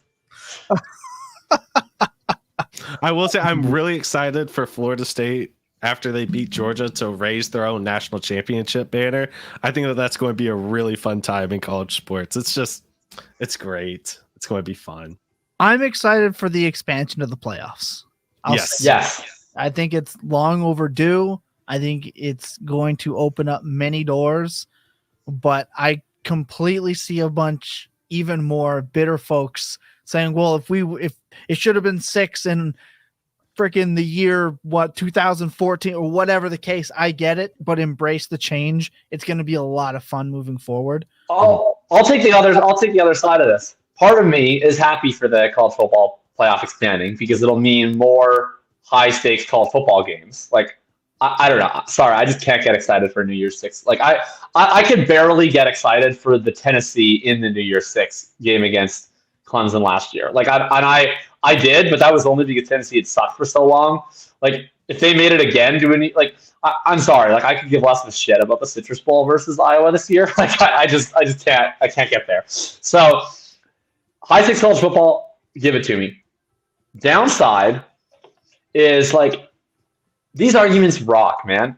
Like I love arguing about the stupid college football playoff. There are not that many things that we actually get the chance to have like stakes-free arguments about in society anymore. Politics is a hellscape, right? You can't argue with anyone. Try having a friendly argument with a friend about the war in Israel and Palestine right now. Like, see how that turns out. Try having an argument about Trump or about Biden, right? That's not going to be fun at the dinner table. And sports arguments, a lot of them are really useless because we have so much data now that it's like not that often that we actually get to have like a very good faith argument with like a person who has an equally plausible opinion. But this, Hall of Famer. Right, this is like completely subjective, right? At the end of the day, it's like, first of all, we don't really know what would happen in a theoretical Florida State-Alabama game. Second of all, you can have the exact same opinion on that Alabama's way better than Florida State and have totally different opinions on what the criteria should be to be in the college football playoff. And that's awesome because there's literally no right or wrong answer. You can just argue with someone stakes-free until you're blue in the face and scream and yell at them, and nobody's harmed at the end of the day. And I think that we just don't have a lot of that anymore. So I'm going to miss it. Well, we'll get to have it again, but now instead of a top 4 team got left out, it's going to be who got screwed because they didn't get a first-round bye. That'll be really fun. Or I guess it's 8-9 who missed out on hosting one of these games. That's going to be a blast. Like, I cannot wait Right. for that. And honestly, I can't wait to get more group of 5 schools in this, because whenever those upsets happen, that's going to be so much fun. You would. Of course, the Florida State should be in, guys. Like, oh, give me more group of 5 representation. It's going to be fun. Whenever those upsets happen, those are so much fun. Give me one of these upsets for every. I'm so much of a heel. All I want in the college football playoff every year is Michigan, Ohio State, Georgia, and Alabama. I'm that person. I'm like the people that are like, oh, it'd be so great to not have the SEC this year. It's like, no, I actually want to watch the best athletes. Oh my God. Jacob, I smell a guest spot on the Full Tilt Devi podcast on Monday. No. In your feed. This has been what was I didn't get a chance to watch this week. What was the breakdown? Like, you are obviously pro Florida State. Who would have been your other team? Texas? Yep. I thought Texas absolutely should be in because they beat Alabama. Oh, right. Yeah. Don't even get me started on the head-to-head stuff. That drives me nuts. But my phone's going to die, so I don't think I can rant about it. It drives you nuts whenever a team beats another team, even if they aren't better. I'm sorry. All right. Why do we? Okay. All right. Other thing. So John, here's my rant about the head-to-head. And Andy was, of course, John would be, because he's a massive boomer. Thank you, Andy. Some good sense on the Devi podcast. The head-to-head stuff, because the head-to-head stuff is the biggest double count that people think is like rational, because it's not really a tiebreaker. It's a tie maker. Like, if Alabama just didn't schedule that game, right, and Texas didn't schedule that game, and Alabama beats Abilene Christian and Texas beats Sam Houston State, then there's no question which team is better. It's clearly Alabama. And if Alabama lost to another team of Texas's caliber, right, so let's say Alabama loses to Ohio State, and Texas beats Washington, whatever, right? Like, now we're probably saying, oh, this is like a toss-up, and people have their opinions on which one they think is better or worse, whatever, right? And I think general consensus, at least in the markets, Alabama's a little better, so maybe most people come down on that side. But because they played each other, like, we have to pick the team that beat them. It's like, that's what created the tie. Like, you already get credit for beating them, in that now you're viewed similarly. If that game didn't happen, you wouldn't be viewed similarly. So I just don't understand why I'm supposed to be like, oh, well, you weren't very close, and then you played this game and you beat them, so now you're close. And now that we've made you close, oh, you beat them. I didn't already count that. Now you got to get it. We got to give it to the head-to-head. Like, I just don't understand why, because they happen to play each other, like, it's like that's a more impressive win than Alabama beating. Because I don't see why it's a markedly more impressive win than Alabama beating Georgia. And I definitely think it's a better loss for Alabama to have lost to Texas than for Texas to have lost to Oklahoma. And then I look at the rest of their profile. It's like, well, would I rather have wins over LSU and Ole Miss and Tennessee, or would I rather have wins against like Kansas State and Oklahoma State and whatever else? So to me, like, I think Alabama comes a little bit better. I get people always didn't care about the head-to-head stuff. It's just a personal grievance.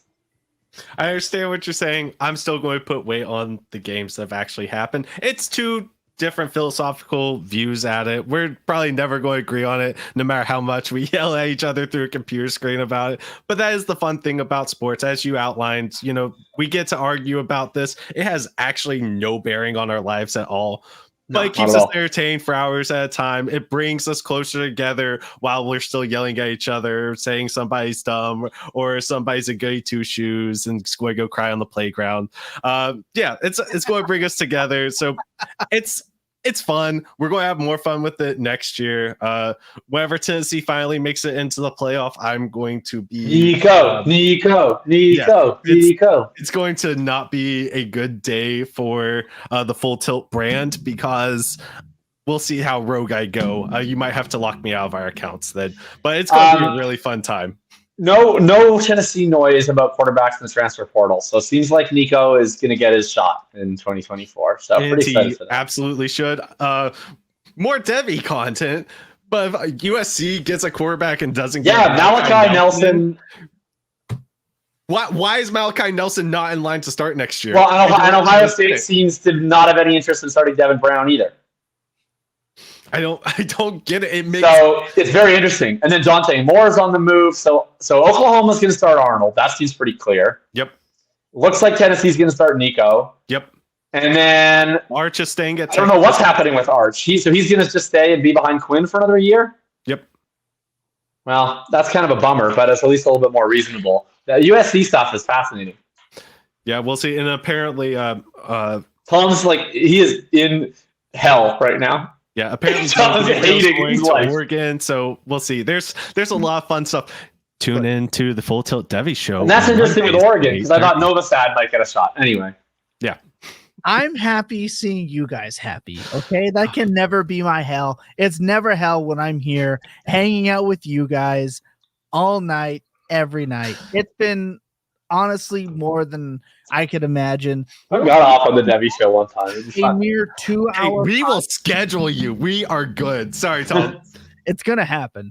But will people enjoy nearly 2 hours and back-to-back weeks? We're going to find out. Hopefully you do. I mean, you guys could just turn it off halfway through if you really hate it. You could.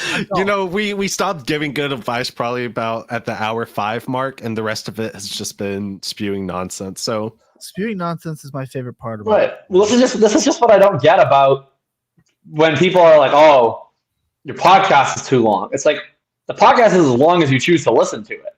So realistically, if you want a 1 hour podcast, you can just listen to the podcast for an hour. I don't see what harm is done. If you 1.5 speed, baby. everything else is just bonus. Like I've never once in my life been upset at a podcast is too long. Like I mean I'm a Bandsplain listener, which has like 7-hour episodes. And to me it's like that's my dream length.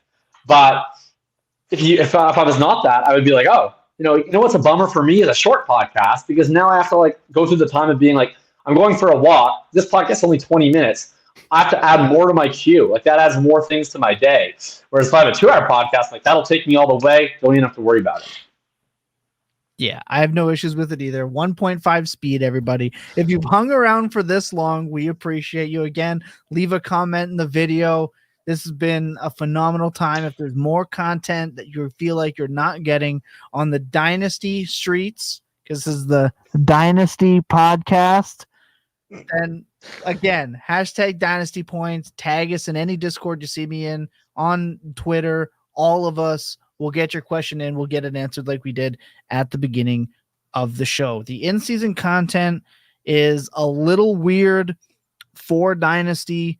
The off-season content, we're already planning it out. It's going to be a great time. The run of guests is once again going to be electric. Week 14, we're right before the playoffs. Can't wait to tie in with you guys. I think next week we're going to give some home league and league of record updates because there are major shifts happening. Well, me and you are playing in a death match for a playoff spot in the Full Tilt Dynasty Invitational this week. We are. Yeah. The first ever Full Tilt Dynasty Invitational. So that'll be fun. Yeah, except I pulled an absolute Jacob move and traded Mike Evans and Josh Jacobs this morning, almost conceding already. Oh, in that league? Oh, did you? In a very Jacob-like in F. Oh, good news for me. Yeah. So I've conceded. I don't have a second quarterback. I conceded. Okay. Hit me up. I'm trying to move Christian McCaffrey. There you go. We're going to have some major updates. I'm going to update the Full Tilt Discord leagues, the Invitational, the Home League, and the League of Record. We're going to go and run through some of those next week, talk about some playoffs, how to handle losing, and what next week's show is going to be what to do immediately after the playoffs have started, because that is when you rebuilders need to get to work, trade deadline or not. So that's next week's show. Remember to check in on your loved ones. Remember that clear eyes and full hearts can never lose, and your best days are always spent tilting. This is a great time. Good night, everybody.